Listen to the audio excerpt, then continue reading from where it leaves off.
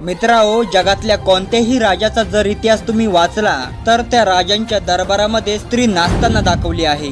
परंतु छत्रपती शिवाजी महाराज असे एकमेव राजा होते त्यांच्या दरबारामध्ये स्त्री नाचताना नाही तर वाचताना दाखवली आहे। ज्यावेळी मराठ्यांनी कल्याण प्रांत जिंकला त्यावेळी तिथल्या सुभेदाराच्या सुनेला ती दिसायला खूप जास्त सुंदर होती असं म्हणलं जातं। त्या सुनेला कैद करून महाराजांसमोर नजराणा म्हणून पेश केलं जातं आणि त्यानंतर जे झालं ते पाहून सर्वजण थक्क झाले, कारण हा काळ वेगळा होता। या काळामध्ये बलात्कार म्हणजे कुठल्याही प्रकारे गुन्हा नव्हता। जर एखाद्या राजाने एखादा प्रदेश जर जिंकला तर तिथल्या स्त्रियांना कैद करून त्यांच्यावर अत्याचार करणे ही जणू तिथली प्रथाच पडली होती।